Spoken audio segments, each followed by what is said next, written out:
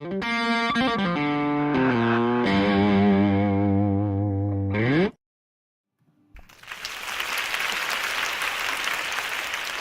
good morning, good morning. How's everybody doing? It's Chris coming to you from my office here on South Campus. Hope everybody's doing well today. Good morning, Demetro. Good to see you. Hope everything's going well. Cool, fantastic. I'm sure we got a couple people on the broadcast. Johanna, if you're here, good morning to you as well. Good morning to anybody else who happens to be on the live broadcast today. So let's go ahead and get started without any delay. Okay, so we're going to, today we're talking about the second half of marriage and intimate relationships, and we're going to talk about sort of the sad part of intimate relationships. We're going to talk about divorce. All right, so let's go ahead and talk a little bit about divorce. Did you know that almost half of all marriages, about 40%, end divorce? Okay, and higher divorce rates are associated with those people who get married really, really young, minorities, black versus Hispanic versus white, those with lower income or education, and bizarrely enough, couples who cohabitate, who live together before marrying. Okay, so if you would take a look over here at this chart right here, this is the likelihood of getting married over the course of a marriage. And what you're going to notice is that divorce, the likelihood of getting divorced, spikes during the first 10 years of marriage. Demetro, you told me you've been married 11 years. Holy cow, look at that. You are past the danger zone, right? So over half of all marriages are going to end in divorce. And if you look at the characteristics, people who marry young are probably under financial pressure. Minorities probably are under financial pressure. Those people with lower income or education are probably under financial pressure. There's a lot of pressures that occur when you get married and have to make a life with another person.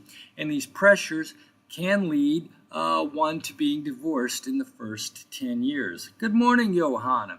You know, most marriages, the kids are born in the first 10 years too. So really, if you think about it, the first 10 years is kind of sorting out how are we going to manage our families, how are we going to manage our in-laws. We have this new kid. How are we going to manage and get along with this stressor we call a child? How are we going to manage our money? And all of these different pressures are going to lead to this increased likelihood of being divorced during the first 10 years. Now, I remember when I was, in my teenage years, the 80s, early 90s, divorce rates seemed to be rocketing, and they were just going up and up and up. And it seemed like every year the divorce rates were getting worse. And people said, wow, pretty soon over 50% of all marriages are going to end in divorce.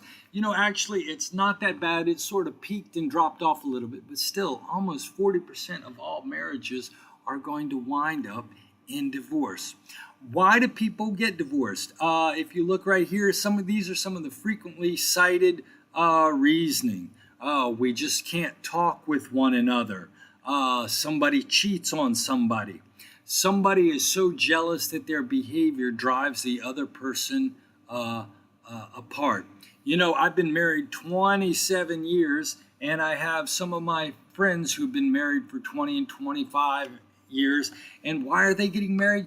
You know what? They seem to say that they just grow apart from the other person. We both changed and realized that we wanted different lives. A lot of times, arguments about money is one of the number one arguments that people have. So some people have trouble with how their partner does or does not spend money. And then, of course, drugs, alcohol, and other substances can mess up a marriage and lead to divorce as well.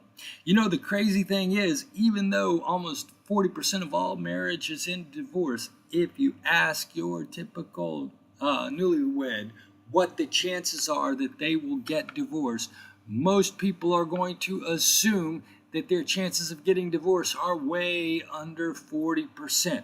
Most of us underestimate their chance of getting divorced. So I want you to know that divorce, the dissolution of a marriage, is more likely to happen in the first 10 years of a marriage. And it makes sense. You're younger, you're having kids, you're trying to integrate two families. These are all things which are difficult and put stress on a marriage. And I'd like for you to be familiar with some of the risk factors. Marrying younger, minority marriage, lower education or income, and bizarrely enough, living together.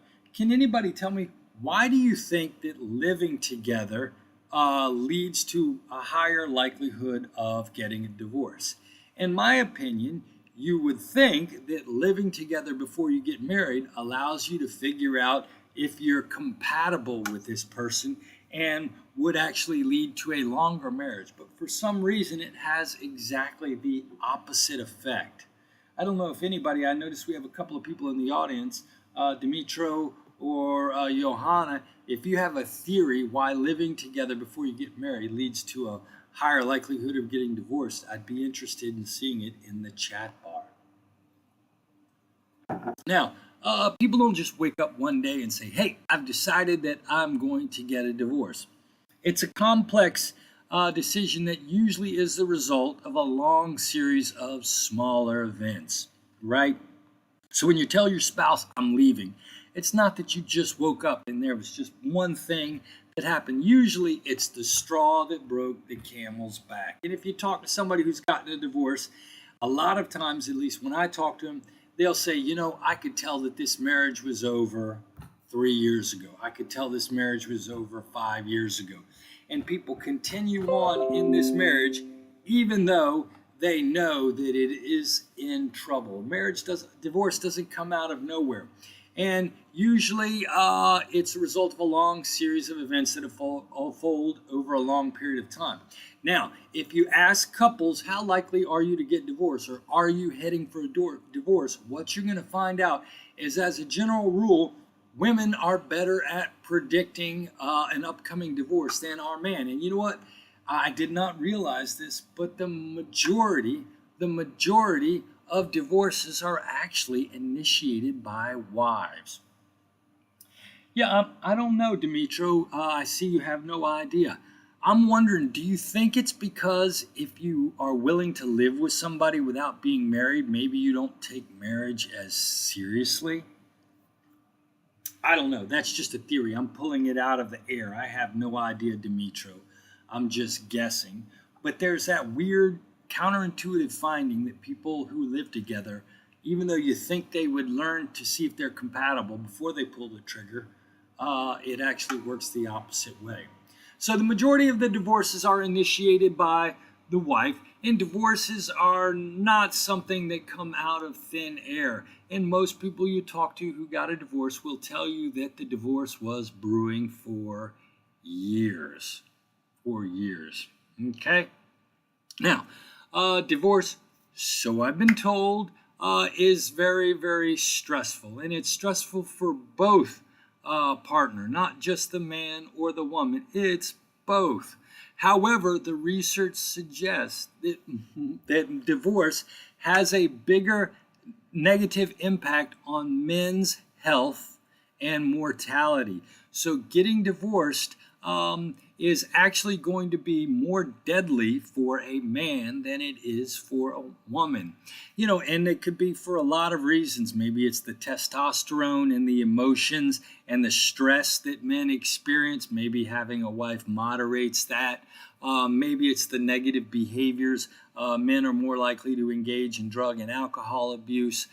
Maybe leaving a marriage causes stress that leads to these negative and dangerous behaviors. But what you're going to find is that divorce typically has a more negative impact on a man's health than it does on a woman. However, it's more difficult and disruptive to women, especially if they are children. In a society as we have, which is a little bit patriarchal, where females don't make as much money as men, where females are assumed to be the ones that are going to take care of a child, If you have a divorce, the female is going to be left with less money and more child care responsibilities. So divorces are probably more difficult and disruptive to women. However, they lead to poorer health outcomes for men.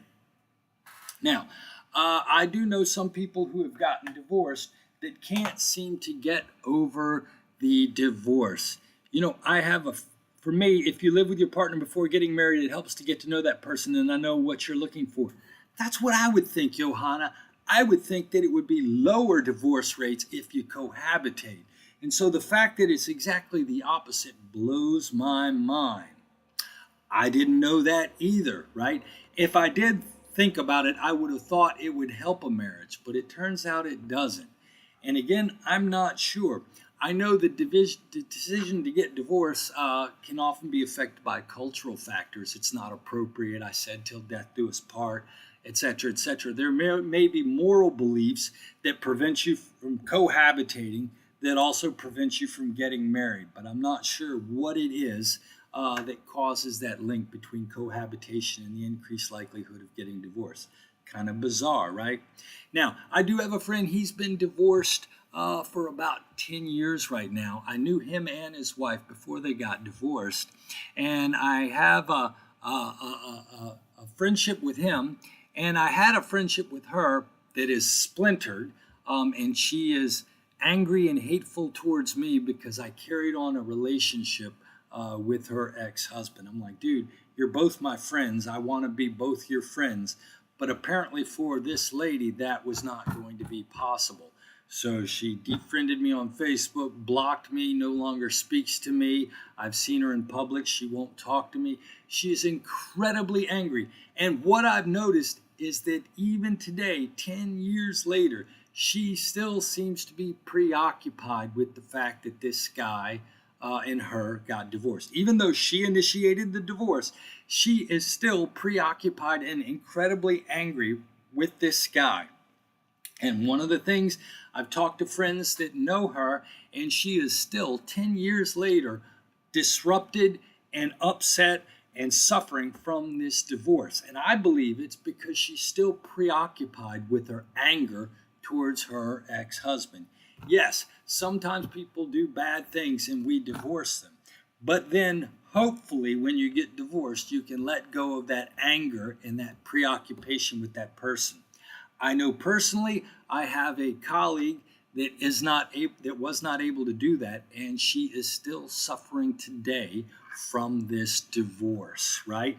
Now, in fact, in looking honestly at the relationship, I think she probably had the right to get the divorce. I don't think she was in the wrong, but she's just been unwilling to leave this guy alone. She still has all of her anger about this divorce built up. And, again, she may have the right to be angry, but it's not hurting him anymore. I've seen him 10 years on. He's moved on, and he doesn't even think about her. But she sits and stews about him each and every day. And so, what's going to happen with a divorce? Well, it depends. It's going to be more dangerous for the men. We're going to have these physical problems associated with divorce. On the other hand, females are going to struggle more socially, economically with the divorce. And those people who have trouble getting over the anger of the divorce are also going to have poorer life outcomes, right? Now, what are some things that make divorce a little bit better? I hate to say it, but money seems to be so important in our society. Having a higher income makes getting divorced a little bit better. Now, that's probably obvious. Of course, when you get divorced, you split one household into two households, so it costs more money for those households. If you are struggling to make ends meet in your new household, of course, that's going to cause poorer adjustment. So having more income is going to be associated with better adjustment in the face of divorce. Getting remarried, and I'm not a huge fan of necessarily what they call those rebound relationships, but you know what? Getting remarried does help a person deal with the divorce. My male friend, the divorce I told you about that happened 10 years ago, the male friend went ahead and met another person, and got remarried, and he seems to be doing okay. The reports I've heard about my female friend, she's not gotten divorced. She's had a series of inappropriate relationships with targets that she shouldn't have gotten involved with. She's not married, and she's still doing absolutely terribly because she's still angry with her husband and doesn't have a new partner to share her life with, right? Now, having a more positive attitude about divorce. Bad things happen. Remember we talked about stress and appraisal models for stress. Your stress effect depends upon how you respond to the stressful event. Divorce is a stressful event. So just like any other stressor, the seriousness, the impact of that stress on you depends upon your coping mechanism. If you have a positive attitude about the divorce, you can see that maybe it was best for everybody. These things kind of happen. The world will go on. If you have a more philosophical attitude towards that divorce, your adjustment, your happiness, your well-being, your physical health will be better. And it turns out that the partner that leaves the divorce, that initiates the divorce, tends to have better outcomes than the partner who was left, right? The effects. Now, divorce, if you have children, I have 2 children, they're adult children. Dimitro has a 10-year-old child. Johanna, you have a couple of children too. Divorce does affect the children as well. However, the effects on children are not straightforward and simple. It depends upon the relationship with the parents, how far the parents move when they separate, what happens to the child's day-to-day life. Do they get to stay in the same school? Do they have to move schools? Are they being trucked back and forth between parents? And the crazy thing is that it's not really straightforward as to whether or not divorce is necessarily better for or worse for children. And in fact, sometimes divorce can actually have positive effects on children. I don't know if you grew up in a household where your parents argued and fought and threw things and got physical with one another, but this is not a good situation. And so in certain situations, divorce actually improves the outcomes of children. Now, the crazy thing is, research suggests that being married is better than being divorced. Okay, so being married is better on your health outcomes than being divorced. However, being divorced is better for your health outcomes than being in a bad marriage. So in terms of things that you should shoot for in terms of affecting your well-being, being happily married is best. Being happily divorced is second. Being unhappily married is third, right? So even though it's better to be married than to be divorced, it is better to be divorced than to be in an abusive, unhappy, argumentative marriage. Okay, let's see, go here. Remarriage and stepfamilies. The majority of divorced people do eventually remarry. However, the crazy thing is people who get divorced once are more likely to get divorced twice. So divorce rates are slightly higher for second marriages as opposed to first marriages. And with these second marriages, we do have these things called blended families, where we have your kids, my kids, and our kids. And we have to learn how to sort of incorporate all of these different moving parts in together. I don't know if any of you ever went through a divorce and had to incorporate stepbrothers and stepsisters into your family. I wasn't the child. My parents didn't go through a divorce. My parents were married, and I had, 2 parents that were married my whole life. Now, the crazy thing was my dad had gotten married when he was 17 and had 5 kids. My mom had gotten married when she was 17 and she had 4 kids. And both of them had failed marriages because they were young, they were poor, they were uneducated, just like the research a couple of slides ago told you. and they had a ton of kids, which put pressure on them. So both of my parents got divorced. Then they got married to each other when they were in their late 20s and had me. So I'm an only child, but my mom and dad both had other children. And so I lived in sometimes what you might call a blended family. My dad's kids would come live with us for a while, and there would be friction, and then they would leave. And then my mom's kids would come live with us a while, there would be friction, and they would leave. And one of the things that I found with my parents is that they were always arguing about each other's kids, right? And so the things that my mom was kind of tough to live with, and she made rules for my dad's kids that my dad's kids didn't want to live by. On the other hand, my dad's kids were not very respectful to my mom. So there were lots of kinds of friction that occurred in what I experienced as a semi-blended family. Kind of crazy that way. Now, step families. Your book actually talks about some of these, some of the patterns of development in step families. I don't know if any of you grew up in a blended family like this, but so your book talks about the different stages in remarriage and step families. So when you first meet that new person, you've got two kids, they've got two kids, and you meet, you're both divorced, and you say, wow, I'm going to marry this person, and we are going to make the perfect blended family possible. What your book suggests is that these second marriages often engage this fantasy stage where you think things are going to go perfectly. But of course, things never do go perfectly.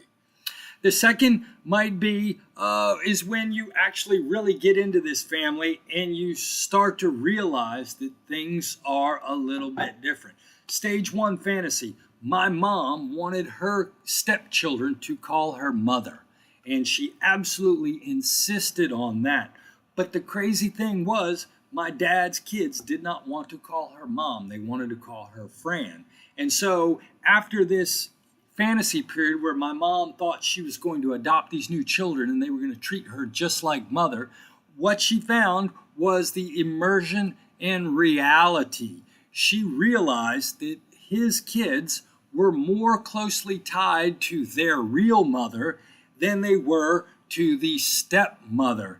And this actually caused a little bit of friction for my mom in between her and her stepchildren. I love my mom. She's done a lot of great things, but one of the things that I think she sort of failed in was demanding that these children accept her as their real mother. And so our family went through this fantasy and then this immersion and awareness stage as my mom had these unrealistic beliefs about what the blended family was going to be like. And then the reality hit her, and she realized that this was in fact not the truth. Now, and she became aware of this. And so what we attempted to do was to have lots of events where both parents would bring their children to we would have family dinners, and we would try to blend our families together. And my mom and dad would talk about how they were going to organize the children, in a sense, to create this blended family. It worked some, but not perfectly, right? And then you'll notice that basically after a while, my mom talked to the kids and realized that they just weren't comfortable calling her mom. They needed to work into that. And so there was this contact stage and resolution as they started to sort out the problems. When you build a family from scratch, you and a person get married together, and it's just you two getting married, and then you have the children, and then they're all yours. You don't have to engage in any of these negotiation processes. But in a blended family, a step family, a remarried step family, you've got to go through these stages. Of course, I think it's going to turn out perfectly, but reality is going to show me that it isn't. And then what I'm going to have to do is engage in activities to try and stitch this family together, to blend this family together. Now, your book in this chapter talks a little bit about same-sex marriage. If you remember, I talked about heterosexism, this idea that when we talk about relationships and love and marriage, most of the time the research is going to focus on heterosexual marriage.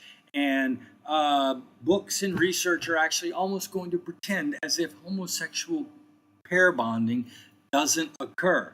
That research void has been fixed lately over the last 20 or so years as people have been trying to figure out how exactly are same-sex marriages similar to or different from heterosexual marriages. And what you're going to find is that between over half of gay males and lesbian females are going to be in committed relationships. In fact, my wife and I have I think 3 or 4 couple friends, gay married couple friends that actually went to the altar and got married. And so these people are trying to build families just like you and I build families. Now I have to remember, as a young kid, when I was an ignorant teenager living in a homophobic 1980s world, I couldn't even imagine the idea that homosexual people could fall in love or would want lifelong pair bonding. I don't know what I thought as a kid, but it never occurred to me, it never entered my mind that homosexual people would want the same thing that heterosexual people would want. That is my problem. That is my problem. I realize I was incorrect in my thinking. I was immature in my thinking. I was homophobic in my thinking. Please, please, please don't think that I still hold these ideas. However, I did hold these beliefs and I had to learn them. Research has borne out this idea that there really isn't that much of a difference between a homosexual pair bonding and a heterosexual pair bonding. Same-sex couples do exist in a different social context, and they are subject to more prejudice and discrimination. However, same-sex relationships do have the same levels of love and commitment, the same levels of satisfaction, similar levels of satisfaction. They do have the same goals that we are, to fall in love and live happily ever after. The same things that predict homosexual marriage success are the same things that predict heterosexual marriage success. Not getting married early, education, income, all of these things that predict breakups for heterosexual couples predict breakups for homosexual couples. You're going to see the same thing. Homosexual couples argue about the same things that heterosexual couples. How are we going to raise the children? Where are we going to go on vacation? How are we going to spend our money? All of these things that exist in your heterosexual relationship that cause trouble, guess what? Homosexual couples suffer from the same exact thing. And one of the things that I remember was a belief that existed in the 70s and 80s that I think I had in my mind was this idea that if you were a gay couple, there was no way you could raise a heterosexual child. The idea would be that whatever gayness you had would waft over and change your child's sexuality. Nothing could be more ignorant than that belief that I used to have. That, in fact, is not a true belief. It is, in fact, completely false. Having homosexual parents does not cause you to be more or less likely to be heterosexual or homosexual. You are going to be what you are going to be. But I will tell you that this bias, thinking that children aren't as well adjusted, is what leads to the prejudice and discrimination that's mentioned on this slide. My wife and I have a wonderful couple friend that we've known for, she's worked with this gentleman. We've known them for 20 years. He and his partner have been married for 15 years, and they desperately would love to have a child. And they've actually been ripped off a couple of times by adoption agencies. The adoption agencies will take their money and then never help them get a child. And our couple friend has absolutely no recourse. Nobody seems to be willing or able to help them. A, have adopt a child, or B, get the money back from these adoption companies that have ripped them off, right? And so it's not fair. But all of us, many of us, have these beliefs that somehow or another homosexual and heterosexual marriages and close relationships are different. It turns out that they are absolutely similar. They have the same risk factors, they have the same joys, they have the same problems and sources of conflict. So really, there's not a lot of difference between heterosexual and homosexual marriage partnerships, right? Now, not everybody gets married. In my world, when I grew up, everybody got married. That's what you did in 1987. You graduated high school, you went to college, got your 4-year degree, and then you got yourself married just as quickly as possible. In fact, in my teenage years, I remember when I moved in with my first girlfriend, I caught a little flack from my parents. And as I told you, I think it was in webinar last night or maybe in lecture the other day, we didn't even tell her parents that we had moved in together because cohabitating was absolutely off the moral radar for her Southern religious family. There was no way they could know that we were living together in a sexually intimate relationship without being married. However, lots of couples choose to do that now. People are choosing not to get married. And there has been a large increase in the number of couples who decide not to get married. Let's just live together. A lot of times they say to themselves, hey, marriage is nothing but a piece of paper. That doesn't matter. Other people, and I don't know if this is true, they say marriage ruins a relationship. We were happy until we got married. So there are people who have beliefs which make them want to pair bond and cohabitate with a person, but not get married to that person. And if you look right here, what I want you to notice is that the number of couples that are cohabitating is absolutely shooting through the roof. And if you look at 1990, which is when I graduated from college, there weren't that many cohabitating couples. And in the space of 20 years, from 1990 to 2011, the number of couples that were living together but not married doubled here in the United States. Before, it was seen as something that you couldn't do. It was seen as immoral. Now, a lot of people are choosing it as a life choice.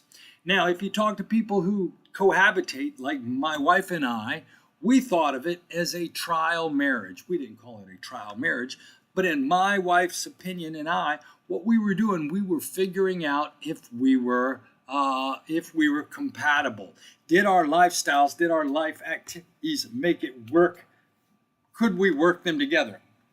In fact, Johanna, the comment you made earlier, if you live with your partner before getting married, it helps to get to know the person and know if it's what you're looking for. Basically, what you're talking about, Johanna, is you have the trial marriage view of cohabitating. I move in just to check it out and make sure that this is going to work. Now, again, as we mentioned earlier, I'm going to repeat again. The crazy thing about cohabitation is that it actually leads to more marital discords, not less marital discord. And people who cohabitate before they get married are more likely to get divorced than those people who don't cohabitate. Now, I'm not telling you not to cohabitate. Do what it is you want to do. In fact, there's no way I would ever marry anybody before I lived with them. However, the research does suggest that this is not as successful a strategy as just getting married. But really, I think people that don't cohabitate together do so out of religious reasons. And I think it's these same religious reasons that keep them from cohabitating, or probably the same religious reasons that keep them from getting divorced. But that's Chris Roddenberry's theory. That's not necessarily what the research will bear out. Now, why do we have so many more single people? As I mentioned to you earlier, the age at which people marry is now growing. People are waiting longer and longer and longer because females have such great job prospects, vocational prospects. Females are less likely to want to pair bond than they used to. I've heard a lot of people saying, I can't afford to get married. Some people say that it's almost too expensive to get married today. People are living their single lives with their roommates because it's so hard to build a family.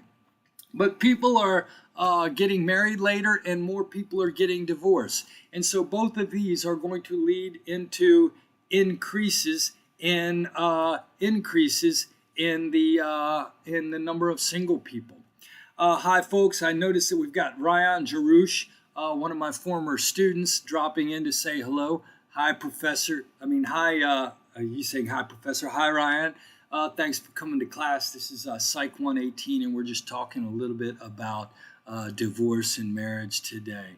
Thanks for stopping in to say hello. Folks, if you would, please take some time to welcome Ryan to class.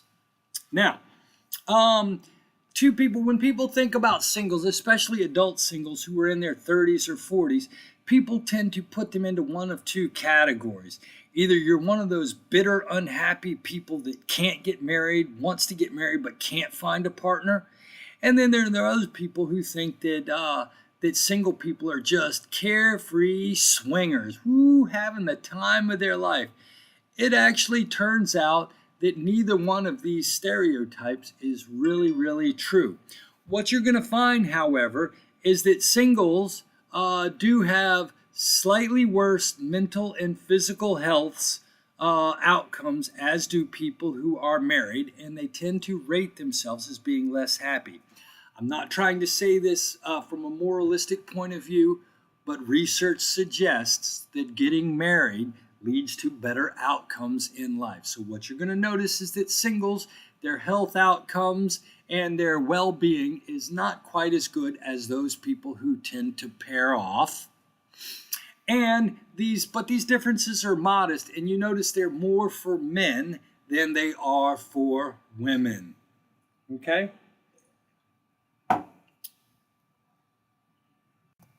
All right. That's all I really wanted to say about divorce today. Divorce is kind of a downer of a subject, so I hate to spend too much time talking about it. But I just wanted to finish up chapter 10. I'm going to let you go a little bit early this morning. Does anybody have any questions, any problems, any thoughts, anything they want to talk about before I close class out? Don't forget, you have a discussion board due tonight at 11:59. If you've already done the webinar, several of you, Dimitro, you and Johanna both came to webinar, so you don't need to do the discussion board. However, if you want the extra credit, don't forget to go and do the discussion board. It's due tonight at 11 o'clock.